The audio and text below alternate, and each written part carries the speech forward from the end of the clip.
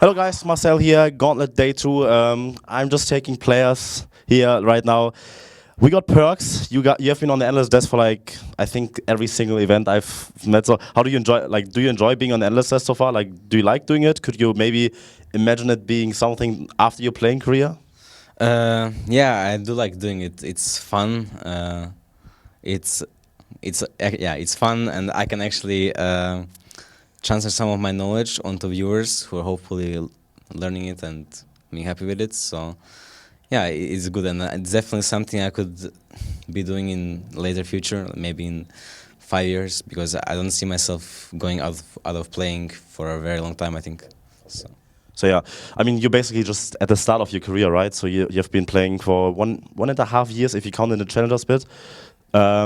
Yeah, you guys won like everything, right? You won spring split, you won spring split playoffs, and then summer split and summer split playoffs. So what's next? Like, do you think you're gonna make a run at Worlds or? Well, right now I'm really happy with how my career has gone so far. That I won everything. I was working very hard since challengers, so I'm just happy that it paid off, and I want to do a good run at Worlds. I don't want to put myself some goals that I have to do this or it's over. So I just want to take it step by step. First, go to Korean bootcamp, practice hard, and see how I and we stack up against others international teams. And then at Worlds, my first goal is to get out of groups, obviously, and then take it step by step. Like everything after groups is already an achievement for me. So if we get quarterfinals and lose there and to a better team, it sucks, but it's already an achievement. So I just want to get out of groups and take it step by step and hopefully go as far as possible. Yeah, let's talk a bit about the games today and yesterday. You're already smiling. You're already laughing. Can you tell me why?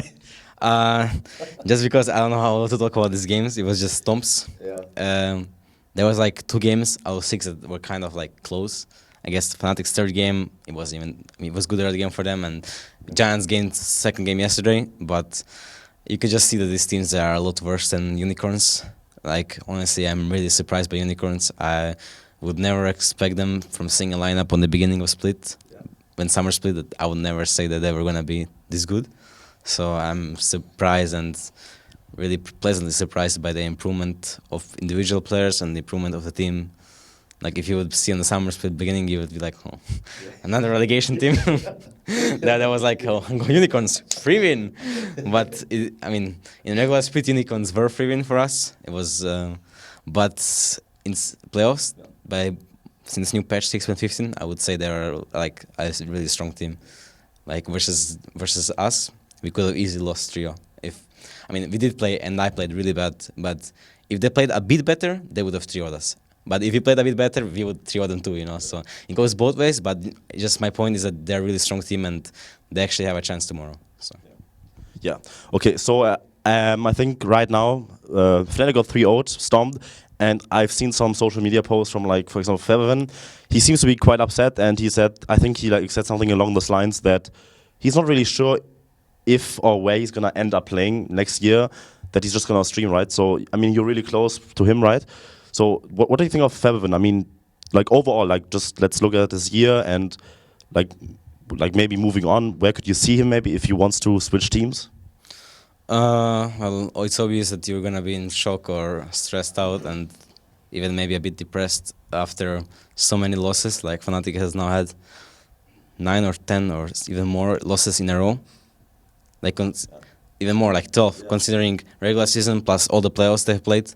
They have so many losses. I mean, even though they already collapsed as a team, it's still kind of sad because I know how much work he put into and how much he has been practicing in solo queue. Like, not going out when I asked him to, he was just, I have to play solo queue and stuff, So I can really respect it, and I think he's still a really good player because whenever I play against him in solo queue, he's one of the best mid laners. But it's just really hard to perform in a team if team environment is bad and if you don't fit as a team and if you don't know how to play together with your team, because mid is like a team play role. It's like you don't do anything alone. You don't even, lane is almost always equal. It's always like push matchups or farm matchups, and you cannot get any advantages on your own. You have to play with your jungler, with your dual lane, with your top lane making plays, with globals, and it's just really hard for him to do anything, I think, in team environment if they're not playing well together. As for his future, I don't know what he wants to do right now. I could see him easily staying in Fnatic and revamping the whole roster, or for him whatever he wants to do. But yeah. I mean, do you feel that Fnatic should just revamp probably around like Rekkles and Febiven being like it's for me it's like Febiven and Rekkles are like a really good core duo, right? So you can just build around them, I think, very well. You have like very strong carries. I think Rekkles today played really well though. You have to give credit to him. Even though his team was like losing and getting completely stomped, I think he was like he was trying to make plays and he's played his heart out. So do you feel that Fnatic should probably rebuild around those two players and then revamp the roster around them? For sure, yeah. I expect them to do a smart decision and keep Rekkles and Febiven, and then just get 3 new players who are possibly young and motivated and hungry to work on. Because I think you can be like a veteran, like playing for long, and you can still be motivated to work and play, but you'll never have as much hunger as young players do. So yeah, I think getting some young and motivated players for Fnatic will be really good, and they can be a good team for sure again. Okay, so moving forward, you guys are gonna go to Korea next week or this week already?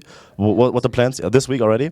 Okay, so are you gonna go right back into scrims like 3 weeks hardcore practice, or what are you gonna do? You're just gonna play solo queue? I mean, last time you were in Korea, you went to Challenger like incredibly fast, right? So what do you expect from Korea this time? Last time I was in Korea, I went to Master in 2.5 days because I played like 50 games, so I had like a very high win ratio. But for us, when we come to Korea, I want to have a schedule that, we already have scrims booked for every day we are there. So we're going to have like a lot of scrims, maybe like 1 day off or something in those 3 weeks. But I will try to, how is it called? Do good lifestyle. I wanna go to gym and have a lifestyle like schedule for each day. Like go to gym and then scrim and then play solo queue in free time unless I'm eating. So I will take those 3 weeks extremely try hard and make the most I can possibly out of it. And we already have a nice place, like a very nice hotel and gym and everything nearby. So I'm really looking forward to Korea just to take it really try hard and do the best I can for Worlds. Yeah, that are words. Thank you so much for this interview. Best of luck in Korea. Have fun over there. Eat some Korean barbecue every single day from here. So yeah, thank you so much for chicken. Yeah, thank you so much for this interview. And if you guys want to check out more stuff, theScore esports.com is the website. Download the app, follow us, and make sure to watch the interview. Peace.